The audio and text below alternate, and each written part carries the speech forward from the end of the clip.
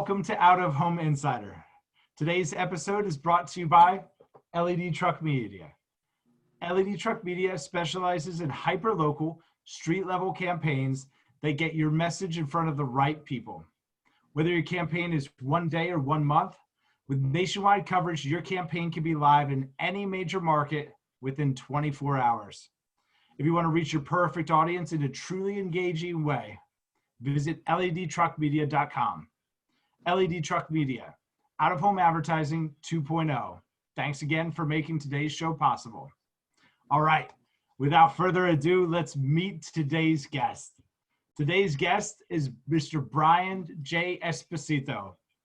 Brian is a serial entrepreneur and the Bruce Lee of connecting people and adding value to some of the most exciting global developments in fashion, technology, and music.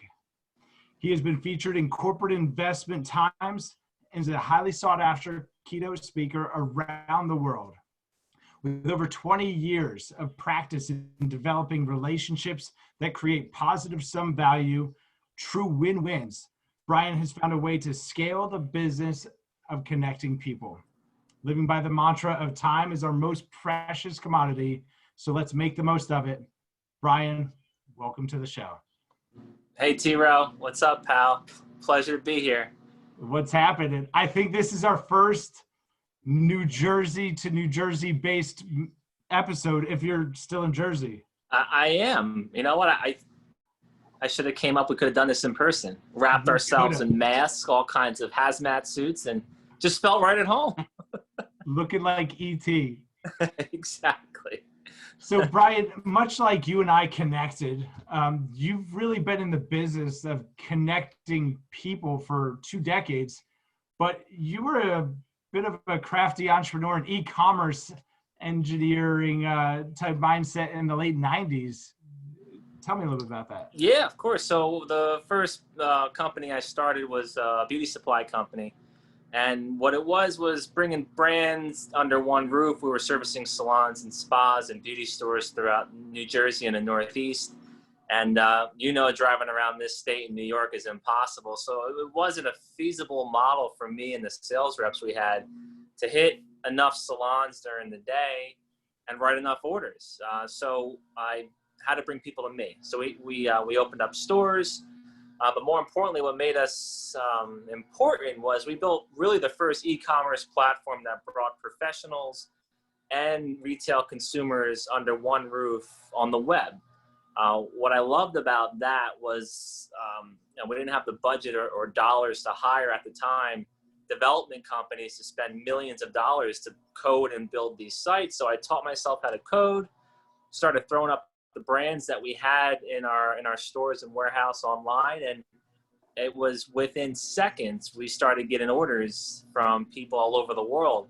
It was fun. I remember when the first order came in, I printed it, I ran to the warehouse, I packed it up, I drove it to the post office, came back, there was 10 more. I said, this might be a problem. We're gonna have to figure this out. And then it just kept growing. And what was a shame was it was a amazing time, but we were also the first people doing what we were doing. So the manufacturers didn't understand it. The distributors were getting upset. We were disrupting retail, much like every other industry that went online. And we just evolved and grew. And from that company, I started to understand the value of building relationships. We got brands that we shouldn't have gotten because people liked me, and I always went into every conversation with full transparency. I'm like, hey, this is what we're doing. We got a little operation in New Jersey, but we're selling customers all over the world. Do you want to work with us? And most of the brands enjoyed it. But then the Amazons of the world came online, and I quickly was one of Amazon's first luxe beauty retailers. At that moment, we were spending a fortune on Google, AdWords, Yahoo, MSN in the hopes of a sale. And I said, well, I hate that model. I woke up every morning to monstrous amounts of charges and a lot of traffic, but the sales didn't justify the spend. And what Amazon provided was they were building obviously a one-stop shop, but more importantly, let me use their marketing machine and pay them 15% on the guarantee of a sale. So I love that model. And then that evolved into us being Jet.com's first retailer. I was the first company to launch Google Wallet, which was unfortunately not a success, but we're always ahead of the curve on technologies, new product launches. I got to work and develop and distribute brands with some of the most famous celebrities, musicians, actors, and actresses. So what I was doing was building a lot of value for other people at that time, or other companies. And basically an ant farm is the best way I can describe it. Products would come in, we'd promote it, products would go out. And it hit a point where it stopped being enjoyable. And I realized there's something wrong with my model, because we have a big reach, our revenues are strong, but we're making other people more wealthier than we're making ourselves. We're making other companies more wealthier than we're making ourselves. So that's when I started to perfect, well, what if we own the band that we created a product line for, that we distributed to our audience, and make the pie bigger for everybody? And that's what led us to get involved into the music industry, then the TV and film industry, and building and creating products that we know our customers want, having the access to manufacture those products at a really good price point, because we're dealing directly with the manufacturers. And more importantly, we knew what sold, because we knew what was trending, we knew what was hot. So if we can quickly create a product, piggyback it with our own machine, which would be, whether it's an apparel brand that we now created for the band that we launched, or if it's a perfume or a cologne, everything we were doing anyway, but now for our own ecosystem, and started to slowly build and create value for ourselves, and then understand, okay, this model paired with somebody else's model is a bigger win for everybody. And I can't tell you it was successful for a very long time. I've made every mistake you can think of. I mean, I woke up to lawsuits. There was no reason for me to be sued about it. Just when you put yourself out there, like I have and I continue to do, you face all kinds of stuff, things you're never prepared to deal with, things that you didn't expect to come. You didn't. More dishearteningly, people that you thought were your friends or your colleagues are actually out there trying to hurt you or do deals behind your back. So that whole world is what every entrepreneur or founder deals with. But you can't let it make you bitter. You have to use those experiences to become smarter. You have to understand that human nature is human nature. You cannot take it personal. If someone is doing you wrong, or somebody's doing something behind your back, that's on them. If you believe in God and afterlife, they'll be punished for that. But in the interim, thank them for the learning experience that they gave you. Thank them for educating you on something you didn't know how or why people operate. And most likely, they're going through their own shit. They have their own problems. They're just trying to survive like the rest of us. Chalk it up as a learning experience and keep moving on and evolving. So, long story long, to answer your question, started in the beauty industry. The good thing about starting in that industry, it touches every other industry. It's basically recession-proof. It is definitely pandemic-proof. The beauty industry is a great core foundation that really touches so many other of our involvements in products and brands and companies. And I'm glad that I started there, because it allowed me to meet so many wonderful people, learn so many wonderful experiences, and evolve to where I am today. And not to focus on the bad, but because we've all had setbacks and we've all been burned by somebody that we thought we could trust, what would you say are the tripwires you set for yourself when meeting new people or potentially introducing people into a deal? What sort of things, or how did your process change with just being more cautious? Sure. And if you want to take the time focusing on the bad, by all means, I have no problem doing that, because I don't want to take this time to self-promote. If I can take time speaking with you and help somebody navigate through those waters, I think that's time you and I can have well spent. Absolutely. But I haven't perfected the idea of somebody not breaking into your inner circle and disrupting things. Every day you meet new people. Look, we met and we connected and we spoke, and now we're here. So with that being said, I I can't tell somebody, hey, do this, this, and this, and you'll be completely protected, because that's just not a reality. But Right. if you start to learn and pick up traits of people and start to see, okay, I've seen this before with this guy or this girl when we were doing that. It's a very similar mindset. That's somebody that I don't want to get involved with. And I hate to say it, but even introductions from your closest friends or confidants, confidants, that's not a trusted source, because 9 out of 10 times when somebody introduces me to somebody from somebody that I know, instinctually your guard is down, so you feel it's an okay environment, and it's not. It's you just have to have consistent processes where, okay, this is what I do. This person contacts you, you want to work with them, and you go through your own checklist. Obviously, you go with your gut always. Don't force a friendship or force a business relationship because, you know, a partner of yours introduced them to you, or your accountant or your lawyer or a friend. If it doesn't feel right, you got to go with that, because there's something telling you instinctually that it's not right. Don't force it to work. Now, at this point, I'm an adult. You're an adult. We are who we are. I think we can evolve and have a little more patience. I think we can have a little more understanding, but the traits are set in place, you know, maybe from mid-20s on. There's no more excuses. There's no more not understanding life. There's plenty of magazines, books, TV to tell you right from wrong. We know right from wrong at a very young age. So if somebody is operating in a way or a fashion that doesn't sit well with your morals, your ethics, or the way that you do business, just tell them, got to go. Fire them from your life and move on. There's just not enough time. I mean, unless you're a priest or something, there's not enough time to help somebody become a better person. Help yourself become a better person, and surround yourself by good people that want to make you raise to higher levels. If you have a mission to go out and help people, by all means, go out and do it. But in the business side of your life, if you bring toxic people in, if you bring negative people in, if you bring people that will do harm to you, I'm sorry, negativity wins. It brings down everything. On the business side, you got to be surrounded by positivity. You got to be surrounded by support, good vibes, good energy. And when times are tough, it's those people that believe in you and you believe in them. You get in the trenches together and you figure it out. But when times are tough and someone's there just to use you, take advantage of you, or exploit you, they're nowhere to be found when times are tough, because they don't have any of their survival skills to get through that. They don't add any value. I mean, I've heard stories with the Vietnam guys shooting their generals because they had no rights being there. They were going to get them all killed.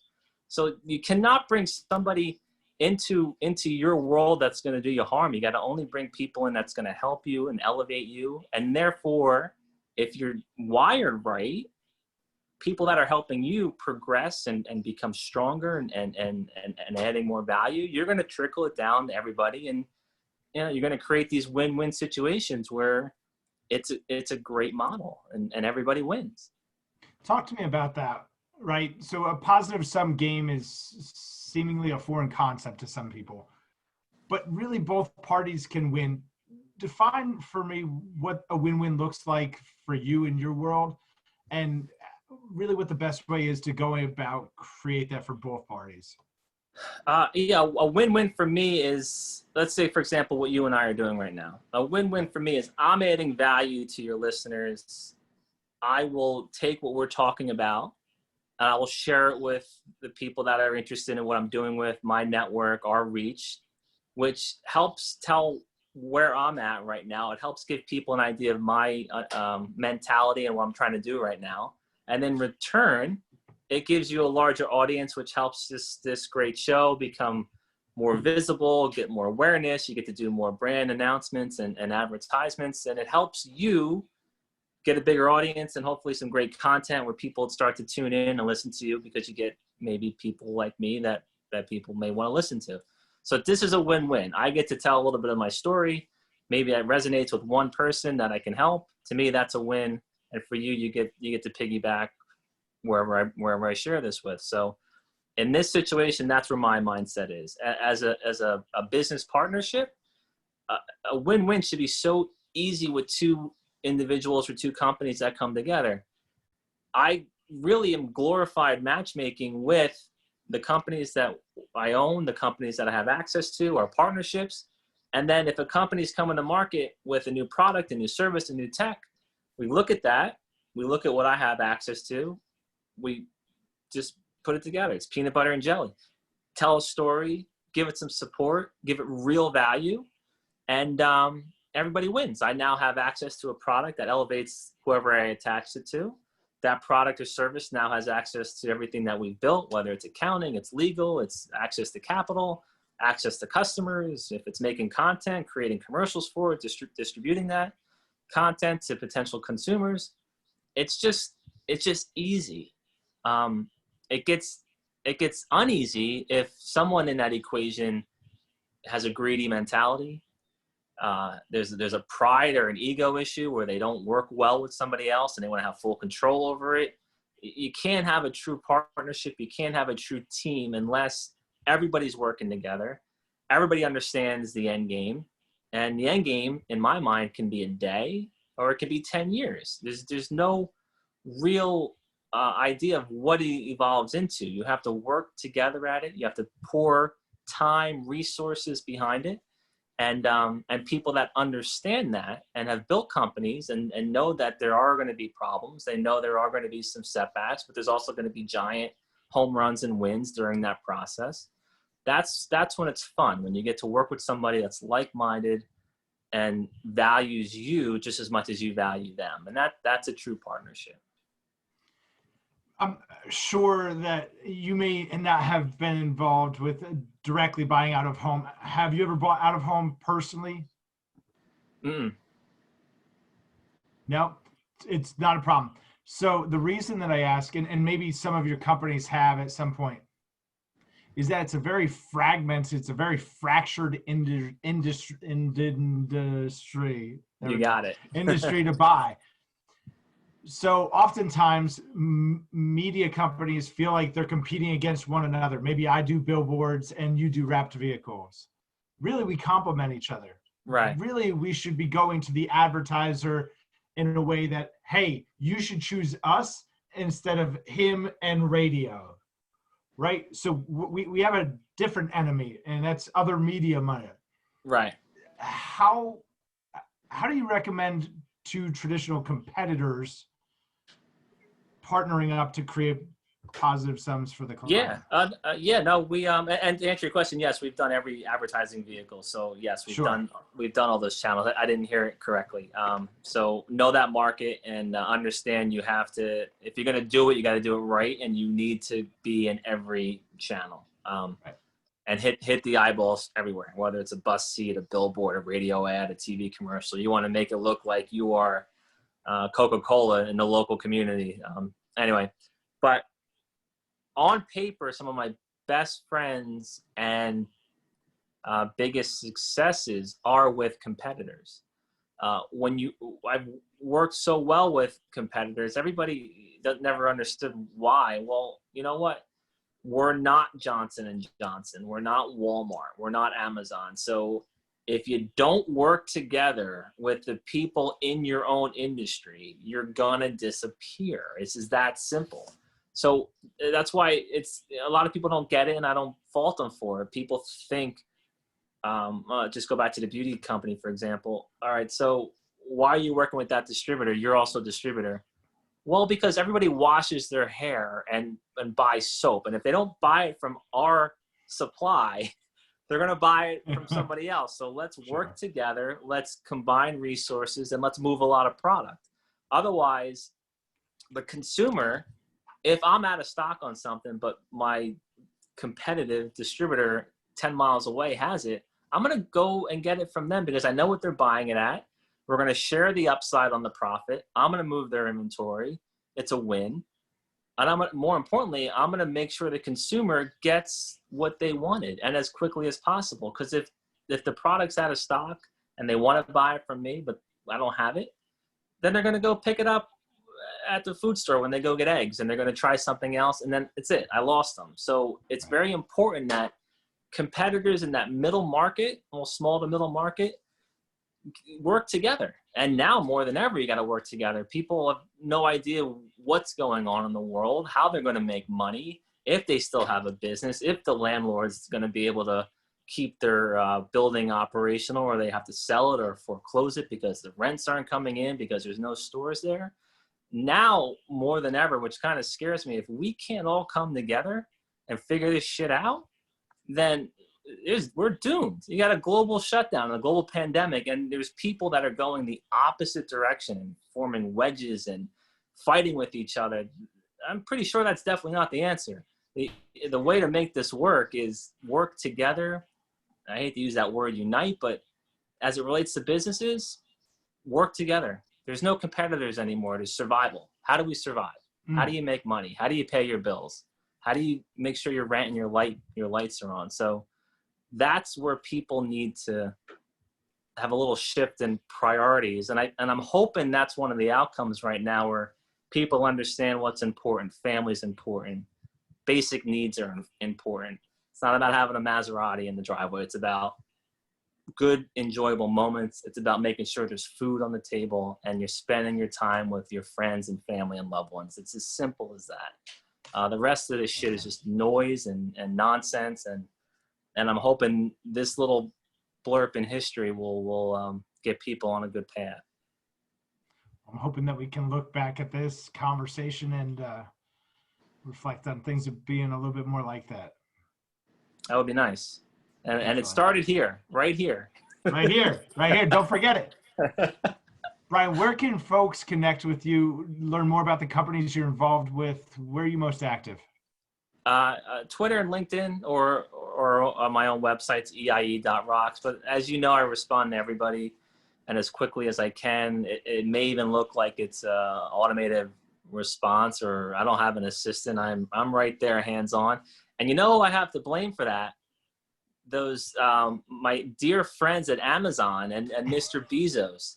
Because if I didn't respond to a customer within 13 seconds, they would turn off my account and they would blacklist me, and I would never be able to sell a product on their platform again. So I went to Vietnam with Amazon. So I'm trained to respond to people immediately because of years of hell and torment from my friends at Amazon. So keep up the great work for helping those small businesses. Well, take advantage of it, because Brian is super accessible, incredibly knowledgeable, and very wise. And we're so grateful to have you on the show today. No, I appreciate that. It's an honor. Absolutely. Brian, if you weren't doing what you were doing, if you weren't connecting companies and building empires, what would you be doing?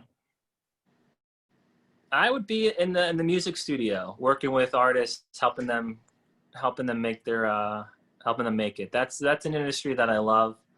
Actually, if you can go back to 19, I wouldn't give up playing baseball, and I would go be playing single or double A somewhere, because that was the happiest I've ever been. But those two things, I'd either be playing baseball, or I'd be helping musicians create a career. That's pretty awesome. What are you most excited about right now?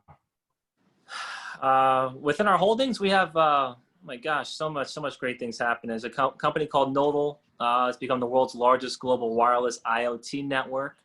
We're connecting hundreds of millions of devices around the world. And more importantly, because of having our own network and creating use cases on that network, we launched with a company called Avnet, Fortune 200 public company, a device known as the Nodal M1. And it's a privacy-focused contact tracing wearable and mobile app and solution, where we believe it's the perfect answer to get people back to work. It notifies you if you're in close proximity of someone, but more importantly, through our privacy protocols, it'll notify HR once a device is hot, meaning that employee is infected with, let's say, COVID or some sort of infectious disease. And then it will go back and ping every device that infected device was in close proximity of notifying them that they need to get tested, possibly stay home, or monitor themselves. Now, what you do is you quickly contain, you quickly inform and educate, but more importantly, companies like Tyson's Food or these automotive plants don't have to shut down their entire operation because one person is sick, and they may have only been in close proximity of someone that maybe was 3 or 4 or 5 people, opposed to telling hundreds or thousands of people not to come to work. So that's an incredible project. We spun that up in lightning speed. The inbound demand is so strong. In addition to that, we launched in one of our other holdings a company called FitMatch for the retail space, and it's virtual. Yeah, that looks cool. FitMatch is a home run, and it's a home run because of timing. People are not going to go into a dressing room maybe ever again, or feel comfortable trying on clothes and leaving clothes in that room and being in that close proximity where someone was recently at. So what FitMatch is, we partnered with Brookfield Properties, other real estate management companies on the commercial and residential side, where we're rolling out FitMatch experiences. You go and you get over, you go into this really cool experience in one of our store locations. It gives you a full body scan. You get an avatar of yourself with over 150 data points. And now when you shop online or in stores, you have a Fitched ID, and our brand partners will only show you clothes that fit you perfectly. So it eliminates the returns for brands, which is extremely important, especially now. Sure. Some of these brands that we speak with, they have 40 to 50% return rate.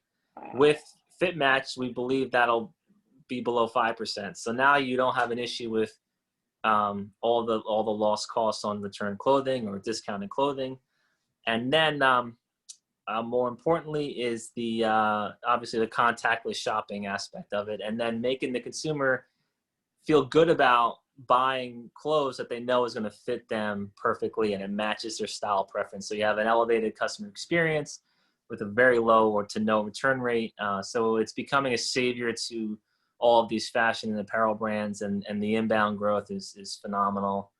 The other, I hate to only pick a few because there's so many great companies, but a company called Boxable is on fire right now. We just received House in a Box. House in a Box. That's crazy. How's that work? It's due to the manufacturing processes, the way that these things fold up, and be able to ship on regular tractor trailers, so not an oversized load. You deliver a 20 by 20, 400 square foot Boxable is our first product, known as the Casita, the Boxable Casita. There's over 100 million in pre-order revenue right now. We just got a Department of Defense contract for 120 Casitas for delivery within the United States. And we're working with Porsche Consulting on the design and manufacturing of the actual factories that will automate home building. So look what automotive has done on being able to create a car within minutes. So take that concept and apply it to affordable, scalable housing. It's something that nobody's been able to do for modular homes. Nobody's been able to completely automate that process. Boxable's got over, I think, 14 or so patents in that space. And now working with the likes of Porsche Consulting and the automotive industry, we're going to bring all of that know-how and education and experience from creating cars to creating homes. And the future of Boxable is pretty exciting because it's not just a 20 by 20 footprint of a potential dwelling. There could be multi-levels. It could actually build out an entire community. So once you start to automate the process, have the right equipment, creating these homes, it may actually be the true scalable, affordable home model to get people in a home and not and off the streets. And they're beautiful. They come with a bedroom, living room, kitchen, washer and dryer, bathroom. So it's fully loaded. Pretty amazing company. That's incredible stuff. We'll make sure to link out to all of them so that folks can check out some of the fun projects you got going on. The coup de grace of questions, maybe the one that folks get the biggest kick out of, is where do you go for inspiration, motivation, education? You a podcast guy? You read books? Where do you go? You know what? I've answered this question a couple of times, and I think this is the right answer. So I don't read as much as I should. And I don't listen to podcasts as much as I should, but I get motivated from these types of conversations. I get motivated when I talk to people that inspire me. you inspire me. The way that your energy is, the way that you're someone that's in motion. You're fluid. You're on some trajectory. And I don't care if you're a billionaire or you're just starting out and you took a loan from a bank. To me, I love good energy. I love to be around people like that. You are that times 10. So that's why I really connected with you on our first chat. So that's what inspires me, is the ability to create moments where what we're doing, who knows, we may do something great together one day. Right. To me, that's a bonus. The important part is the friendship. Everything else is a bonus. But other than that, just doing good things with good people is inspirational to me as well. But I don't go anywhere to give me the fuel that I need. If I can answer that correctly. I know people meditate. I couldn't meditate for 12 seconds. It's just it's not me. My brain is always spinning. It's always thinking of things. That's not me. And everybody tries to tell me, oh no, Brian, I tried it. It's not for me. I feel rewarded and inspired when I'm in motion, like you are, like what you're creating. I need to be doing something productive a little bit. I have to, if it's an inch a day, that's great. At the end of a month, I've moved 30 inches. I just need to always be moving forward. And that's the way I'm wired. But I don't read self-motivating books. I don't read any major business people's books. It's not me. It's just not for me, at least right now. Osmosis. We'll write it down as osmosis. Is that all I could have said? It would have saved 2 minutes. No, it was articulated beautifully. All right, we're gonna have to do this again sometime. We're gonna do it in person next time. Hazmat suits, whatever we gotta do. It's been an absolute privilege. Thanks for being here today. No, it's my pleasure. Thank you. I appreciate the opportunity. Absolutely. And if you found this to be helpful, please share it with someone who could benefit. And as always, go ahead and smash that like button and subscribe below, and we'll see you guys next time.